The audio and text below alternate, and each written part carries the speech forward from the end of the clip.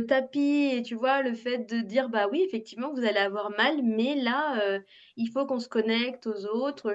Je trouve qu'il manque une espèce de cohésion et ça, c'est vraiment trop bien quand les profs, ils arrivent à ressentir ça, à te le faire ressentir et ensuite à, mettre en place des solutions. Moi, j'ai un exemple que je vais te donner. J'ai, parlé avec une dame, une prof de yoga, très passionnée, très respectueuse, de la pratique. Mais, elle me dit, tu vois, elle n'arrive pas à se faire respecter dans sa salle de cours.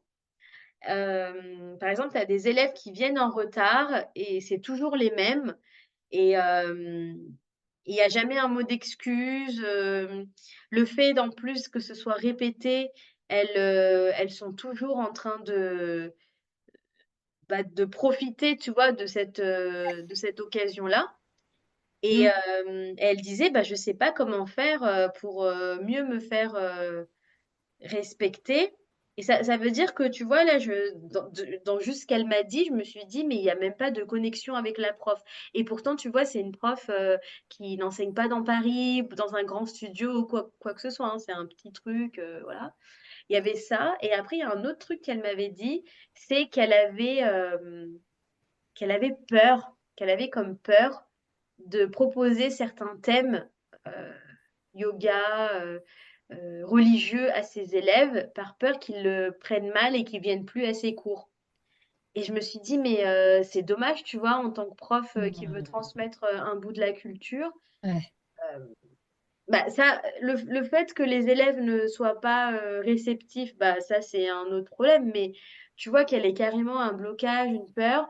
Je me suis dit qu'il y a quand même un manque de conversation aujourd'hui avec, les élèves et ça va dans les 2 sens, hein. Les élèves, ils s'attendent à un cours, hyper, tu vois, tonique, ouais. qui va te faire, bouger et cetera ou voilà et bah, le Mmh. prof enfin, en fait, je trouve que, tu vois, elle, son expérience, hem, elle paye les conséquences de ses collègues, blancs, qui sont eux dans la Ouais. super performance, tu vois? Dans la Mmh. performativité, hem, Mmh. ouais, elle paye les conséquences de ce genre de pratiques, néfastes. Donc tout le monde pense que voilà, quand je viens dans un cours de yoga, ben, je ne parle pas avec la prof, tu vois? Je discute pas. Parce qu'elle dit qu'elle a aussi du mal à avoir un peu de rétention à la fin du cours pour discuter avec les élèves. Non, ils viennent pour le cours et après ils partent, quoi. Et je trouve ça, bah, je trouve ça trop triste, tu vois? Parce que, quand moi je suivais des cours, même en ligne, tu vois? On a toujours un moment, en fait, où à la fin on peut, tout le monde peut discuter, tout le monde peut donner du temps, alors effectivement, quand tu as un agenda hyper, chargé, je comprends, que voilà, tu aies pas toujours le temps. Mais, voilà, encore une fois, après voilà, la pratique, elle s'inscrit, dans quel genre de mode de vie? Est-ce que c'est du yoga que tu fais entre midi et 2 parce que tu dois aller au travail après? Ou c'est quelque chose que tu dois, intégrer dans ta vie de manière, holistique? Ça, c'est vraiment là, tu soulèves un bon point. À côté, je fais du tai chi et du qigong et en fait, on sait, tu vois, on sait tous en France, on sait que c'est des pratiques pour vieux, du tai chi, du qigong et en fait, c'est rare d'avoir des gens, des personnes jeunes dans ces cours-là, tu vois? Beaucoup de retraités et tout ça et du coup, je me demandais comment ça se fait qu'en fait les gens s alors qu'en fait le tai chi, tu as une forme martiale, hein, le tai chi, c'est une forme martiale, le qigong, c'est aussi une il y a tu as la forme médicamenteuse, enfin thérapeutique, mais tu as aussi du qigong santé pour les jeunes en vrai. Comme le tai chi, tu as différentes formes de tai chi, qui peut être très dynamique et très lent et je me disais: «Est-ce qu'on n'arriverait pas bientôt au yoga à une forme où on se dirait en fait, pour pratiquer du yoga, faut pas être vieux, mais faut en fait, comme le tai chi, avoir une certaine maturité. Parce que quand le tai chi, tout le monde sait dans le tai chi, dans le qigong, tout le monde sait que le tai chi qigong, ça vient de la Chine et ça vient de yin et yang. C'est le principe du yin et yang, de la voie du Dao. Tout le monde le sait, même les gens qui sont pas intéressés. Tout le monde sait aussi que c'est des cours où tu viens pour parler aux gens, qu'il y a un certain dress code à respecter. Tu peux pas venir avec tes habits de ville, tu dois avoir la tenue de wushu. Du coup, les arts martiaux chinois, on appelle ça le wushu Et en fait, je me dis, c'est dingue. Et en fait, chaque fois, je fais un parallèle entre ma pratique d'arts martiaux chinois que je fais à côté, où en fait, il y a un vrai respect. Et en fait, on est super. Alors vraiment, le groupe est super, hein. On s'entend, même si on est dans l'école, on est 100, on s'entend super bien ensemble, on parle ensemble, on fait des fêtes de fin d'année ensemble. Et à chaque fois, je me dis, je me questionne, je me dis, la prof est chinoise, hein. Les deux profs sont chinois. Ils sont arrivés à 25 ans en France, très fort accent, etc. Et c'est important quand même l'accent parce qu'il y a des fois, il y a des gens qui le reprennent et tout ça, alors que tu as envie de leur dire, meuf, la reprend pas. En fait, elle parle mandarin, elle a appris le français à 25 ans. Là, donc en fait, juste, c'est pas grave, quoi. Elle a fait, ça te dérange ton oreille, mais ça, après, c'est pas très, très grave, quoi. Et je me dis, pourquoi on n'arrive pas à cette maturité dans le yoga de se dire, en fait, que le yoga, bah, comme tu disais, quel est ton style de vie? Quel est le moment dans lequel tu pratiques le yoga? Et après, il y a le fait aussi que, tu sais, en Inde, le yoga, à la base, tu dois l'enseigner gratuitement. C'est pour ça que j'étais Yoga Institut. Yoga Institut, c'est pas cher. À l'époque, hein, c'était 350 € par mois. C'est 3 mois de formation. Tu es logé, nourri, nourriture. Et les cours, hein, de lundi à samedi soir, 5 heures du matin jusqu'à 20 heures. Donc 350 euros. Et les gens disent c'est parce que l'Inde n'est pas cher. Alors tu sais très bien comme moi que Mumbai est beaucoup plus cher que Paris, hein. C'est une ville, Mumbai, c'est plus cher que Paris, Mumbai. Donc les gens, ils disent oui, mais c'est pas cher l'Inde. Non, non, non, Mumbai, c'est très cher. Et très cher comme ville en immobilier, etc. Donc c'est pas ça, c'est vraiment dû au fait que le yoga là-bas est enseigné gratuitement. Tous les profs avaient un job à côté. Un job dans. Ils étaient soit ingénieurs, soit juste travailler dans un bureau, etc. Et je me demandais, est-ce que le fait que en France, ça soit forcément. Tu vois, les gens sont devenus profs de yoga, ils veulent en vivre. Donc, en fait, ils doivent faire des cours qui correspondent à des gens qui vont payer. Ce qu'il n'y a pas en Inde. Ce qui est en Inde, en fait, si tu n'as que deux étudiants, tu t'en fiches. Et en vrai, l'Inde, comme tu sais, dans les villes, c'est surpeuplé. En fait, tu auras toujours, toujours des élèves à tes cours. Tu auras toujours des élèves à tes cours. Donc, c'est ça qui est bien aussi. Donc, je me dis, ouais, voilà, tu as vraiment soulevé beaucoup de problèmes, quoi. À quel moment on fait du yoga? Comment on fait du yoga? Est-ce que, ouais, c'est ça. Est-ce que, comme le yoga vient d'arriver en France, mais après, tu me diras, la pratique des arts martiaux aussi, ça arrivait un peu en même temps, quoi, en France, mais je sais pas pourquoi, je sais pas. Est-ce que, comme nous, on est foncé de peau et les Asiatiques de l'Est, eux, sont plus clairs de peau, ils ont le droit à cette respect du confucianisme et tout ça, quoi, des grands penseurs, et que nous, je sais pas. C'est vrai que tu as souligné beaucoup de points là très importants et ouais, ouais, ouais. Et tu vois, en fait, ce qui est bien, c'est que les cours de Qigong et Tai Chi, même s'il y a des jeunes, bah, c'est des jeunes, en fait, qui savent, en fait, qu'il y a des codes. Qu'il y a des codes, bah, tu dois venir avec ta tenue, tu peux pas venir avec ton jean, tu peux pas venir, tout là, tu as ta tenue à acheter, tu dois venir, bah, le prof, il parle, tu parles pas en même temps. Il y a aussi des codes, voilà. On apprend les postures en Tai Chi et Qigong en mandarin, tu vois, on n'apprend pas en français. Après, elle te donne la traduction française pour t'expliquer, mais après, tu vois, c'est en mandarin. Donc je me dis, qu'est-ce qui. Et en plus, elle parle beaucoup du taoïsme, de yin et yang. Elle te dit quand même, dans le Qigong, on doit attacher nos cheveux très haut. Parce qu'en fait, on dit que l'énergie vient du haut de la tête. Donc et du coup, voilà, il y a beaucoup d'éléments culturels qui sont donnés. Et en fait, ça ne choque pas les gens. Mais comme tu disais après, est-ce que les gens qui ne vont pas au Tai Chi et Qigong ont une nouvelle maturité qui n'est pas dans le yoga ou le yoga qui est actuellement vu, comme tu disais, comme une activité de, bah, enfin, sportif, quoi, alors qu'en fait, c'est pas une activité. Ça peut être une activité sportive si vraiment, je sais pas. Qu'est-ce que tu en penses? Je sais que ça fait du bien aux gens. Je pense qu'en fait, que toute activité que tu fais doit te faire du bien. Et si ça te fait pas du bien, s'il y a un problème. Si pour nous, les personnes racisées et d'origine indienne, ça ne nous fait pas du bien, la pratique en elle-même va nous faire du bien.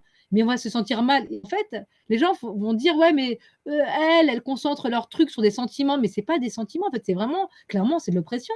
Moi, quand je vois, on y va avec mon copain, tu vois, il comprend pas. Il me dit, mais il se dit, même lui, il se disait, au moment, il se dit, mais pourquoi les gens, ils te parlent mal? T'as rien fait. T'as fait comme moi, t'es rentré, t'as dit bonjour, et peut-être t'es parti dans ton coin, quoi, de la même manière que moi. Et parfois, ouais, même lui, il remarque, tu vois. Non pas que j'ai besoin d'un regard extérieur et d'un regard d'une personne blanche, mais c'est quand même intéressant de voir que, tu vois, que même lui, il peut noter ça. une autre qui a un problème dans les cours, et qu'en fait, nous, au final, on se sent pas forcément bien. Et, et notre but de faire du yoga, c'est de se sentir bien, parce que comme tout le monde aussi, on a du stress, on a des choses comme ça, donc on veut pratiquer quelque chose qui nous rapproche de chez nous, mais on veut aussi se sentir bien, quoi. Le sentiment de se sentir bien et de plénitude à la fin est trop important. Qu'est-ce que tu en penses, toi, toi, tu pratiques pour te sentir bien, pour comment Déjà, juste, je veux revenir sur quand tu dis est-ce que le fait que les Asiatiques de l'Est soient plus clairs, ils ont un autre traitement? C'est fort probable parce que tu vois, les Asiatiques qui sont pas du sous-continent indien et qui sont pas sud-asiatiques, il y a clairement une histoire de privilège qui se joue et c'est historique, tu vois. Et Oui, ouais. la chatte. Et, Le chat? Ouais. moi, à mon avis, ouais, il y a il y a peut-être de ça.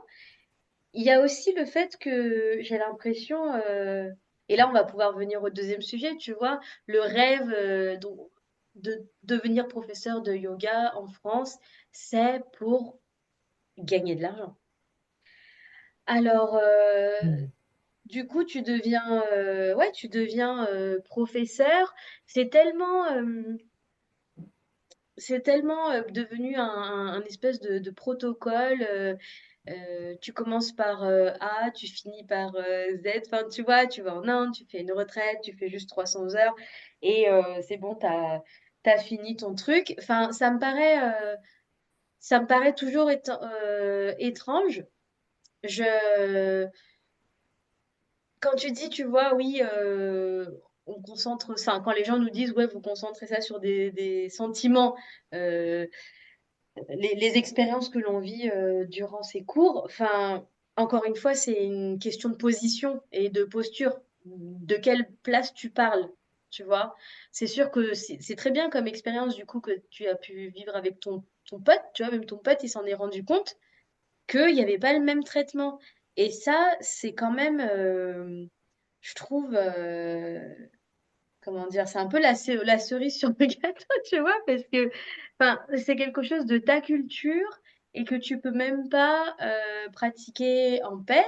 Bah, du coup, moi, comment je me suis remise dedans, c'est que quand j'étais petite, on faisait avec ma famille, tu vois. Les dimanches, on se mettait dans le salon et on se mettait à pratiquer, on regardait mon père et on répétait les postures, il nous expliquait comment respirer et puis ma mère, elle nous donnait aussi des conseils vis-à-vis de l'Ayurveda, elle nous expliquait, tu vois, pourquoi elle a mis telle épice dans le plat. Elle faisait beaucoup la connexion avec la nourriture. Et certaines choses comme, tu vois, des trucs simples, genre, je sais pas si toi c'était pareil, mais genre, après manger, il faut pas aller se doucher parce que tu crées en fait une espèce de... En te lavant, tu crées une espèce de pression sur le ventre et du coup, peut-être que tu peux vomir. En fait, aussi en Inde, cette différence, c'est que comme en Inde, à l'époque, on se lavait beaucoup, tu sais, avec le petit mug que tu remplis dans le grand seau, bah forcément, tu fais un espèce de mouvement qui fait que ton estomac peut se contracter et donc bah, peut-être que tu peux vomir, tu vois. En tout cas, ça va empêcher ta digestion de bien se passer. Et donc voilà, moi, c'est comme ça que j'ai découvert le yoga et maintenant, à l'âge adulte, c'est d'abord c'est pas forcément pour aller mieux, c'est pas ça, c'est plutôt une reconnexion avec la culture. Tu vois, moi j'ai grandi aussi dans la philosophie hindoue, donc ça me parle plus. Ça me dérange pas, tu vois, de lire des choses liées à la religion. Mais, tu vois, j'ai aussi envie de découvrir l'hindouisme différemment, de faire un hindouisme sur mesure pour moi, qui serait respectueux, qui serait un peu plus inclusif, parce que, alors effectivement, l'hindouisme, bah, comme toutes les religions, il y en a, enfin, elles peuvent être à la fois inclusives et elles peuvent être aussi à la fois excluantes, tu vois. Et l'hindouisme ne manque pas à l'appel, parce que tu vois, l'hindouisme, c'est quand même la religion qui a créé le système de caste en Inde.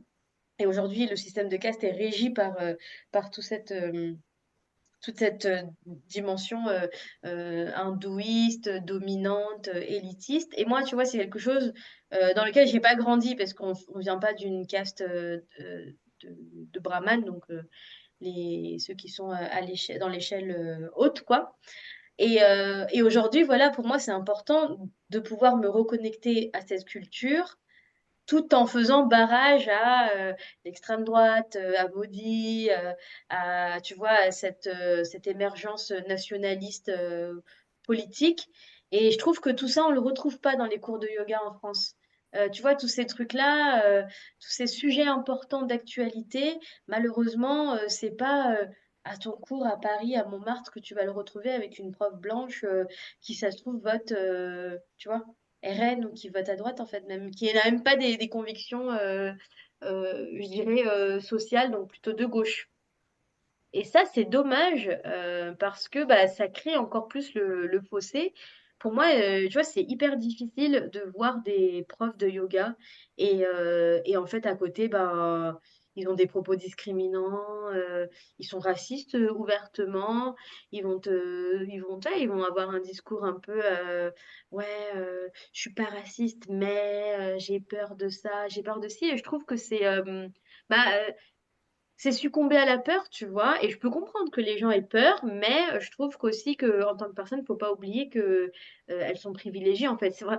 En fait, j'ai envie de te dire, si toi t'as peur, moi je dois faire quoi? Tu vois? Et les personnes noires, qu'est-ce qu'elles doivent faire? Et les personnes Ouais, queer, musulmanes, elles doivent faire quoi, tu vois? Donc à un moment donné, il faut aussi se replacer. ouais. Écoute, que l'on veuille ou non, il y a une hiérarchie des races qui a été classée, qui a été créée. Aujourd'hui, tout se passe comme ça, tu vois, tout est régi par cette hiérarchie. Les gens, les personnes, enfin surtout les profs de yoga en France, il faut aussi, tu vois, qu'ils se réveillent un peu, qu'ils se bougent un peu et qu'ils voient la réalité du terrain, du monde et de ton cours de yoga, tu vois. Comment ça se fait que j'ai que des personnes blanches à mon cours de yoga? Comment ça se fait, tu vois, que des personnes ou alors Bah, là, ouais, bah, c'est vraiment là, tu as parlé de plusieurs choses intéressantes. Bah, concernant l'hindouisme, ça, c'est super ce que tu en parles, parce que tu vois, en fait, on n'est pas dupes, les catholiques et les musulmans. Toutes nos familles se sont converties parce qu'en fait, on venait souvent de basse caste et c'était très, très dur. Et en fait, on avait la possibilité de sortir de la caste en se convertissant. Mes parents étant de Goa, tout le monde s'est converti au christianisme. Et c'est hyper important que tu le dises parce que ça, bah, tu vois, en plus, on le voit très bien, tu vois, souvent les gens des basses castes, ils sont très, très foncés de peau aussi. Bah, ma mère, elle est à moitié indienne et moitié farcie, du coup, en fait, elle est hors caste. Mais mon père, lui, il est indien, il est très, très, très, très foncé de peau, quoi. C'est un vrai dravidien. Et quand j'en parle avec mon père, il me dit, mais si on s'était pas. En fait, en plus, en Inde, on est très, très, très pauvre. Tu vois, la situation de ma mère et de mon père, mon père il vit à Goa et famille très, très pauvre. Ma mère, c'était des bidonvilles de Mumbai.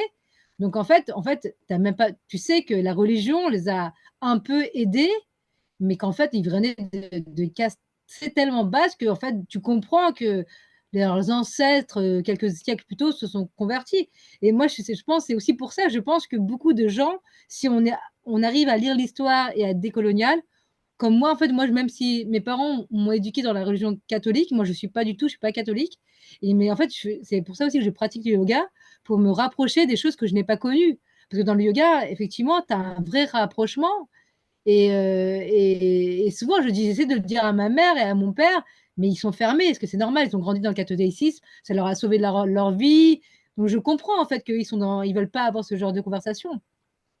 Donc ça, c'était vraiment le point important pour dire en fait effectivement que bah, si on regarde un aspect décolonial de l'histoire, bah oui, en fait, les religions ont colonisé pour éviter pour sortir de caste. Ça a été bien ou mal, j'en sais rien, mais en tout cas, ça nous a coupé de la religion primaire qui était dans laquelle on était tous et toutes, quoi.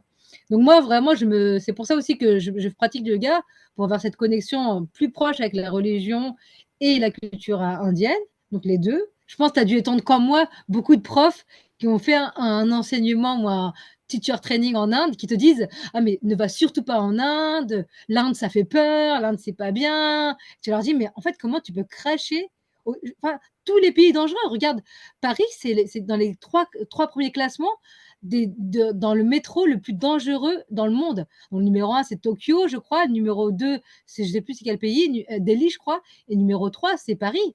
Donc, tu vois, en termes de sécurité, on n'a pas de leçon à donner à quelqu'un. Donc, je me dis, en fait, effectivement, eux, ils ont peur de l'Inde. Ils parlent pas, ils te parlent mal de l'Inde.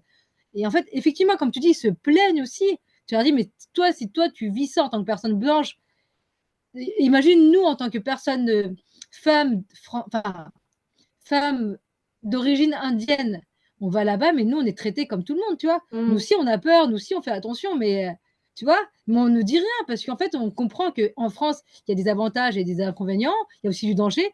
En Inde aussi, c'est pareil, mais dans tous les pays, il y a. Effectivement. Et comme tu disais, en fait, ils ont peur, mais et nous, en fait, ouais. Mais c'est ça, c'est vrai que c'est souvent, en fait, moi, je suis encore dans une position où j'ose pas dire quelque chose. Je vais écouter, peut-être parce que je suis l'ancienne génération 40 ans où on a encore appris à se taire, à se faire accepter, etc. Et je vois très bien la génération qui arrive, les 20 ans, 25 ans, eux, ils sont carrément, ils se taisent pas et ils ont carrément raison, quoi. Ils ont Mmh. carrément raison. Mmh. Ouais, moi tu vois, moi ce que je retrouve dans le yoga, c'est, tu vois, les gens ils vont se dire, ouais, c'est une pratique qui va t'aider à être zen, à te sentir mieux.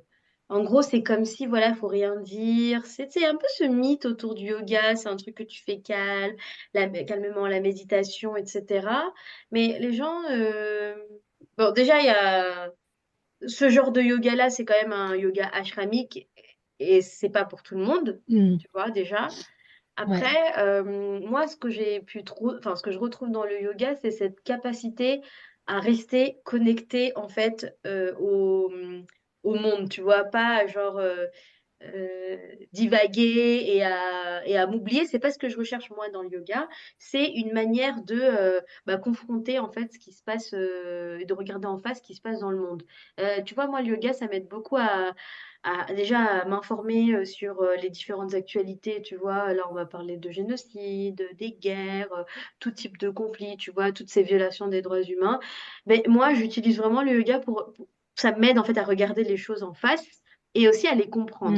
Parce qu'aujourd'hui, on est Mm. beaucoup trop dans un comportement où on veut fuir tout ce qui se passe. Et bien sûr, c'est difficile, tu vois. C'est difficile. Voilà, tu regardes les news, c'est assez déprimant, etc. Mais si tout le monde regarde ailleurs, ben, dans ce cas-là, tu vois, on n'avance pas et c'est que l'histoire qui fait se répéter.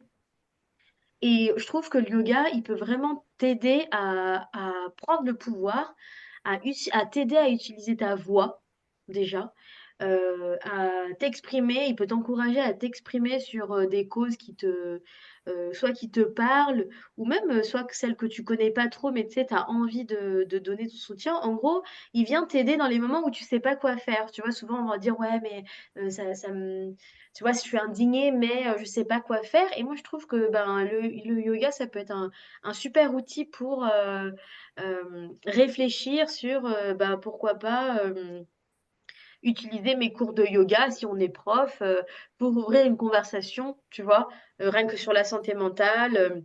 Comment Mm. ça va, les actualités, comment vous les prenez, et je pense que ça peut être un bon moment, un bon moyen de peut-être déconstruire certaines idées, des idées des clichés, tu vois. Là, en ce moment, on parle beaucoup du génocide en Palestine. Euh, c'est peut-être le moment, tu vois, bah, de remettre les points sur les i, sur le fait que ben, ça fait 75 ans que ça existe, qu'il y a une histoire coloniale derrière, que, ouais, qu'il y a toujours eu des violations des droits humains, sans forcément euh, comment dire, pointer du doigt un autre camp, tu vois. Tu peux très bien expliquer de manière factuelle une situation. Après, voilà, je vois bien qu'il y a des personnes qui vont se dire je me sens pas à l'aise de faire ce genre de petites explications ou des choses comme ça. Mais je trouve que, je sais pas, moi je trouve que le yoga, il te pousse un peu bah, à t'informer, tu vois, rien qu'à faire ce genre de travail d'introspection et même bah, de recherche. Parce que tu vois, quand tu t'intéresses au yoga, tu fais plein de recherches. Enfin, tu vois, tu dois bien, aller, décrypter des je sais pas, des mots en sanskrit, si tu veux comprendre l'histoire dans les livres et cetera.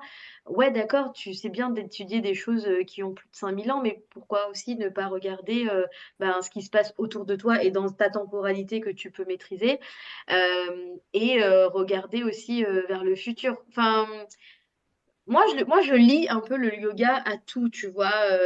C'est comme ça pour moi que c'est un mode de vie. Parce que sinon, ça devient juste du sport.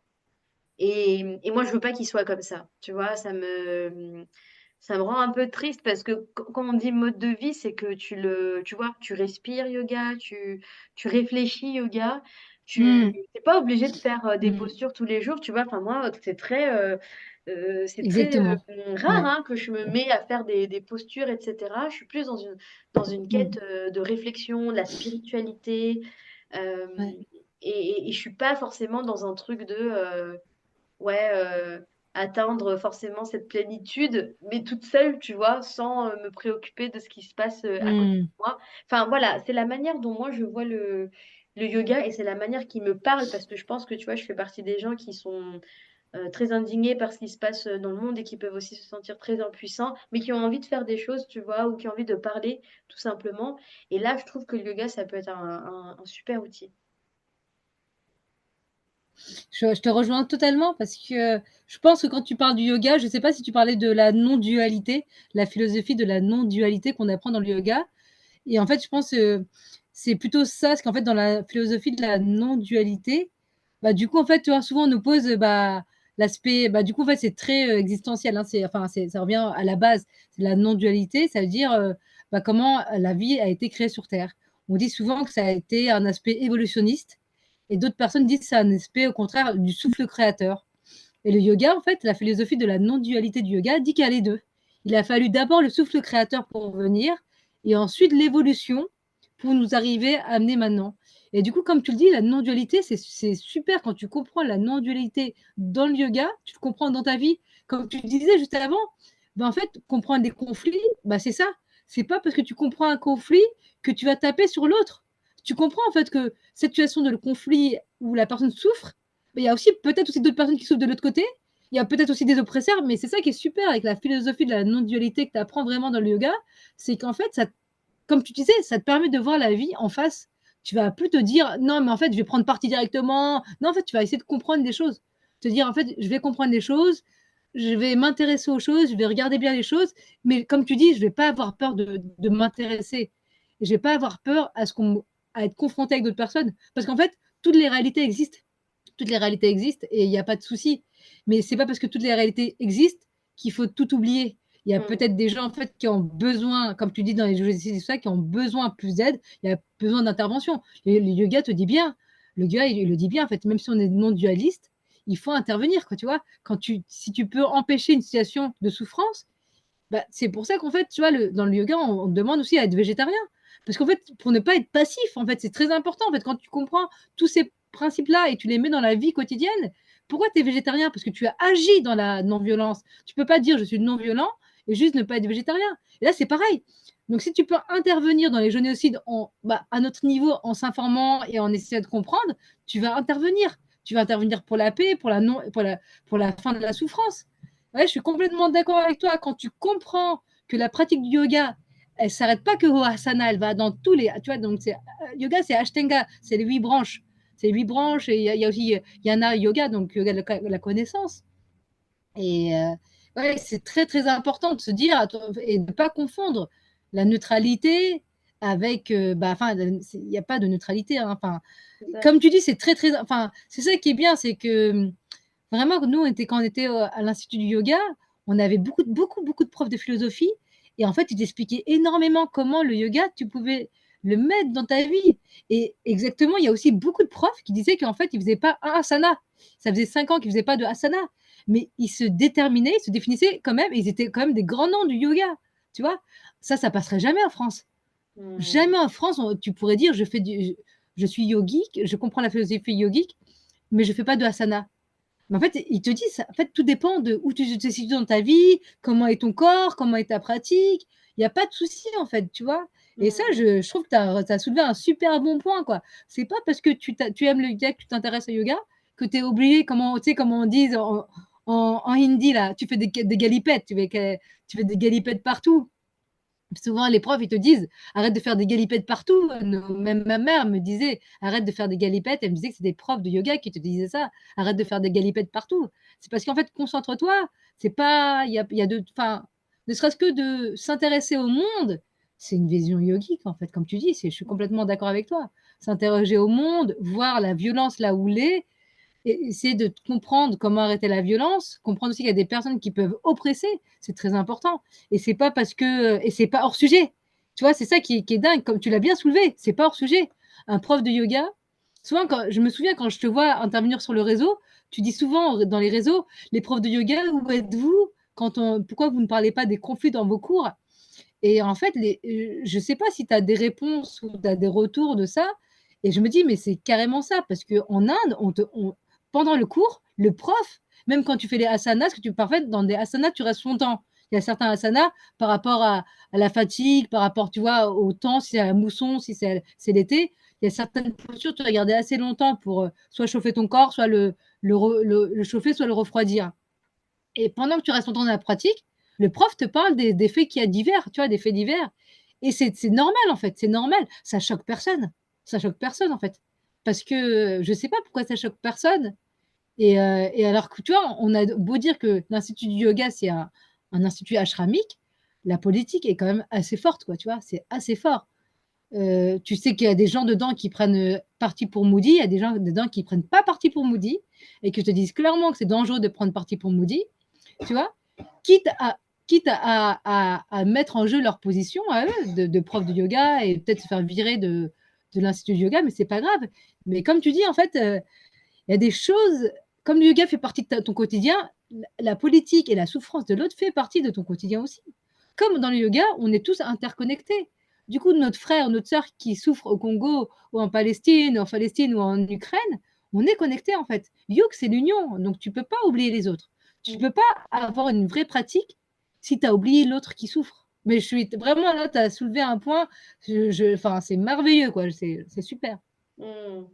Merci, mais je trouve que justement c'est ça qui manque et je pense que c'est peut-être aussi pour ça qu'on n'est pas hyper à l'aise dans les cours de yoga dans lesquels on va ou on est déjà allé dans le passé. C'est parce que en fait il n'y a même pas ce minimum d'empathie, d'écoute, tu vois, Mmh. comme tu dis, ouais, toi on te parlait très mal, on te traitait d'une manière différente et pas bien.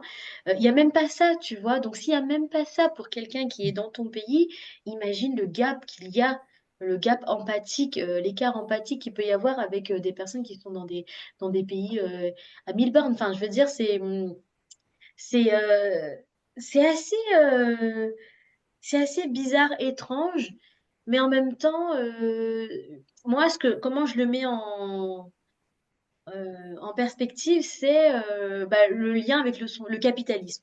Tu vois, le capitalisme, il vient vraiment, enlever, tout essence, toute émotion, tout sens, philosophique. C'est que, travail, argent, pour, du rendement, de la productivité, des choses comme ça et c'est là où genre, tu vois, quand on disait qu'il y a ce rêve de devenir professeur de yoga en Occident, le capitalisme, Mmh. clairement, tu vois? Il y a que ça, en fait, à ce moment-là et c'est Mmh. comme ça que les cours de yoga Mmh. te sont marketés, c'est comme ça que la profession même, elle t'est marketée, tu peux faire, prof de yoga depuis n'importe quel pays, tu peux devenir, indépendant et stable financièrement dans le yoga, en faisant, je sais pas moi, tant de cours, dans la semaine et cetera. Il y a vraiment une course pour, un yoga, capitaliste qui est assez, effarant que moi tu vois, je me retrouve pas du tout dedans et je vais pas dans les cours de yoga, en France. Je vais pas dans les studios, enfin je me préserve, tu vois? Je peux pas, ben, quitte à perdre du temps, je vais pas payer en plus pour perdre du temps, tu vois? Je me dis, c'est pas Ouais. quelque chose qui me c'est pas quelque chose qui me botte.